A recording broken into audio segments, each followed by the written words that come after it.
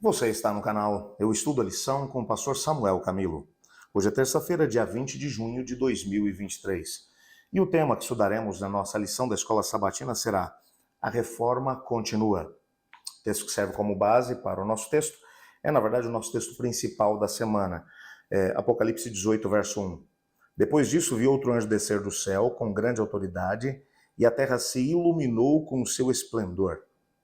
Antes de podermos aprofundar no estudo de hoje, quero desafiá-lo a gastar alguns momentos orando junto comigo pelos temas que foram enviados para a nossa comunidade de oração, para buscarmos a presença de Deus e, ao mesmo tempo, a resposta dele.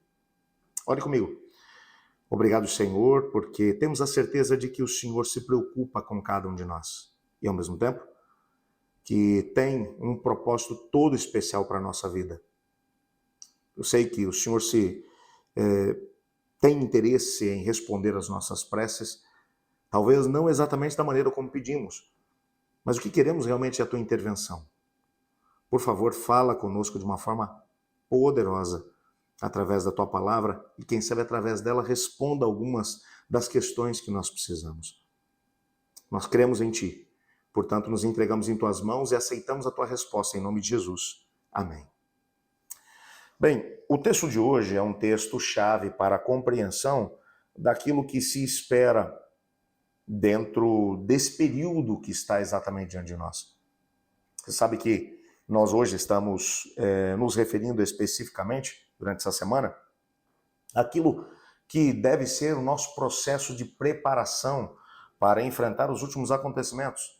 Temos aqui falado do dragão, da besta, do falso profeta, a imagem da besta, imposição, estamos falando aqui sobre perseguição, algumas situações complicadas, verdades distorcidas, um tempo realmente desafiador. Como nós podemos nos manter em pé? O texto que serve como chave para o nosso estudo de hoje vai nos responder a esse questionamento. Como podemos permanecer em pé e, ao mesmo tempo, vencer no meio desse grande drama entre as forças do bem e do mal? Esse anjo que é mencionado aqui em Apocalipse 18, e só lembrando que Apocalipse 18 vai mostrar o clímax daquilo que será o trabalho desenvolvido pela besta e, ao mesmo tempo, pela coligação do mal, o dragão trabalhando através da primeira besta, da segunda besta, a imagem da besta e assim por diante. Todo o processo de engano, até mesmo milagres acontecendo, enquanto os três espíritos imundos semelhantes a rãs também trabalham. É o ajuntamento para a última grande batalha, e agora a última batalha está prestes a se encerrar. No momento em que esse episódio termina, o que nós veremos é o céu se abrindo e Jesus voltando em poder e glória. Então a grande questão aqui é, e esse anjo no meio desse processo todo? Parece, quando olhamos aqui para o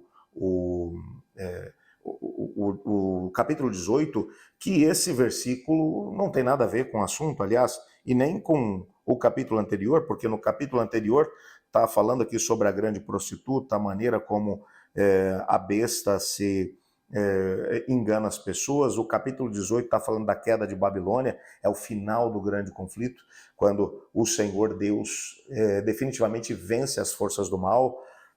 E aí aparece aqui, ó, depois dessas coisas eu vi descer do céu com grande autoridade um anjo de Deus, e a terra se iluminou com seu esplendor.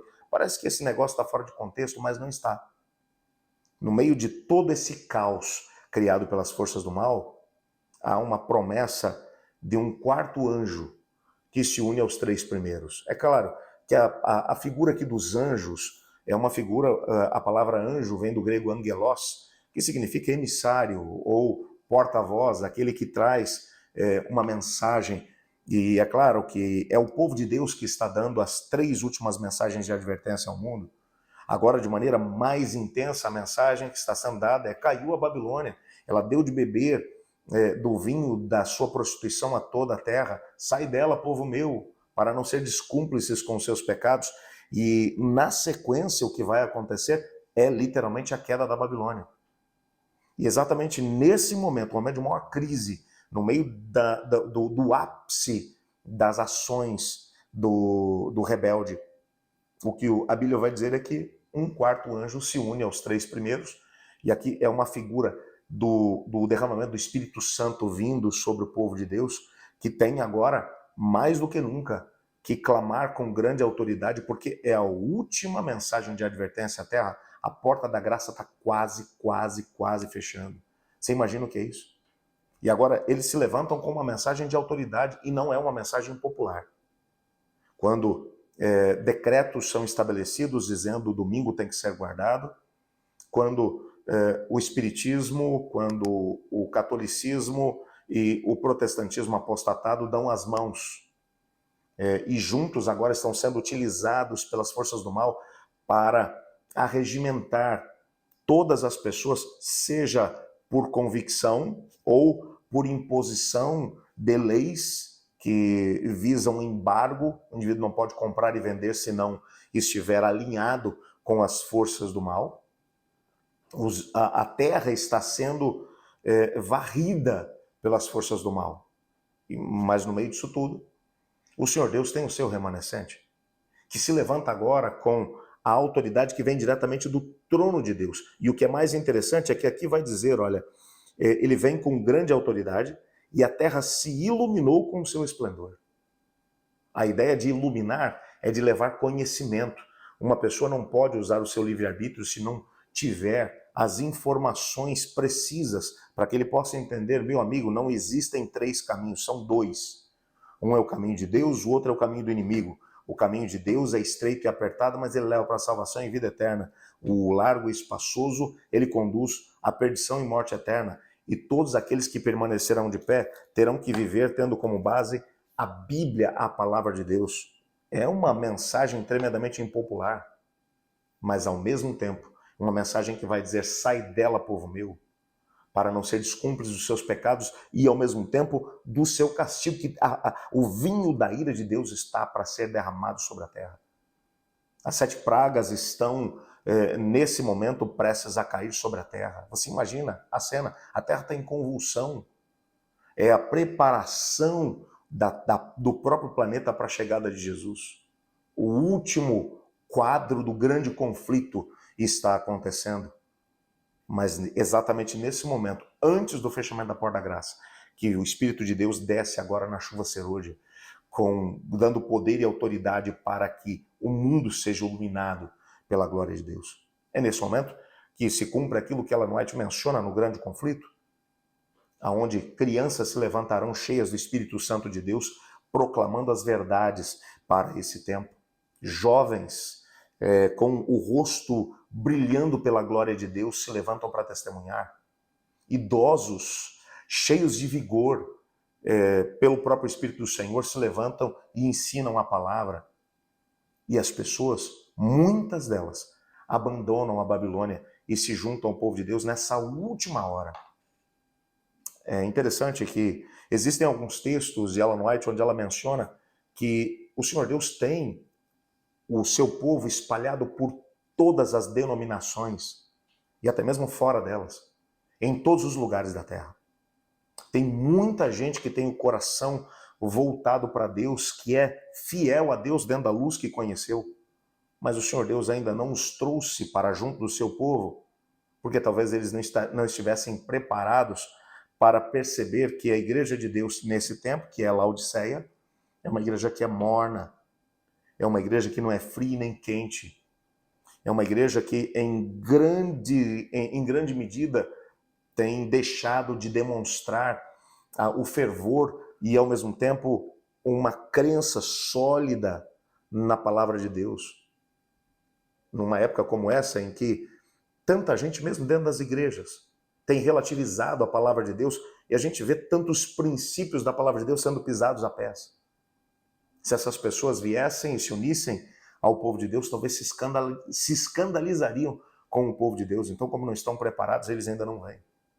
Mas, com esse último poder que vem da parte do Senhor, representado por esse quarto anjo, a grande pregação do Evangelho atinge todas as pessoas e o convite é feito, sai dela, povo meu. E aí se cumpre aquilo que João capítulo 10 menciona. Haverá um só rebanho e um só pastor. O Senhor Jesus mesmo diz em João 10, eu tenho muitas ovelhas que não estão nesse aprisco.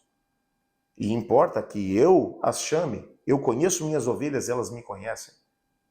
E eu chamo as minhas ovelhas e haverá um só rebanho, um só pastor. Nesse momento vai se cumprir isso. E então haverão apenas 2 grupos. Não mais essa mistura que tem hoje, porque hoje, repito o conceito, Deus tem pessoas espalhadas por todas as denominações.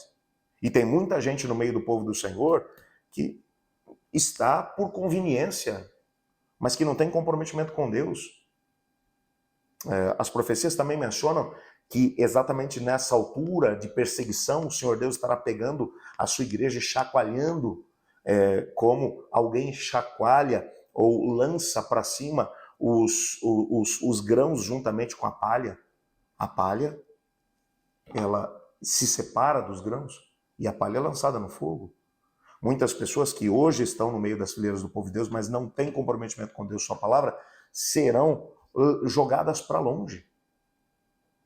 É interessante que essa chegada desse grande anjo faz com que o espírito dos reformadores de todas as épocas tome uma força muito maior nesse último momento.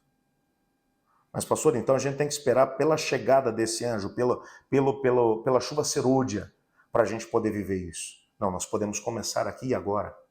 Estabelecendo um comprometimento com Deus, com a sua palavra, vivendo os princípios da palavra de Deus, tomando posturas. Eu disse a vocês, no começo do estudo da lição dessa semana, que essa é uma semana para tomarmos decisões, para estabelecermos uma reforma total e completa na nossa vida. O Senhor Deus, Ele quer preparar um povo, quer levantar um povo, mas hoje parece que a gente não tem pressa para receber dessa dotação especial do poder do Espírito Santo do Senhor, para sermos as testemunhas de Deus nessa época. Nem tempo para isso a gente tem. Quando se pergunta sobre lição da escola sabatina, quando se pergunta sobre estudo da Bíblia, quando se pergunta sobre oração, as pessoas dizem que não tem tempo. Saem de casa antes do sol nascer, voltam muito depois que ele se pôs. Dormem tarde, não conseguem levantar de manhã para poder buscar a presença de Deus. E assim, nós temos hoje um povo fraco. Um povo que é crente nominal. Mas, de fato, o comprometimento deles está mais voltado para a Babilônia do que para Deus. Quem é você hoje no meio desse processo? Eu te desafio a estabelecer um comprometimento com Deus, preparando-se para que quando o Espírito de Deus vier com grande poder e autoridade, você seja cheio dele e seja uma testemunha fiel e verdadeira, apregoando para todos aqueles que Deus colocar no teu caminho que o tempo chegou. Que Deus te abençoe e que Deus te guarde. Eu estudo a lição. E você?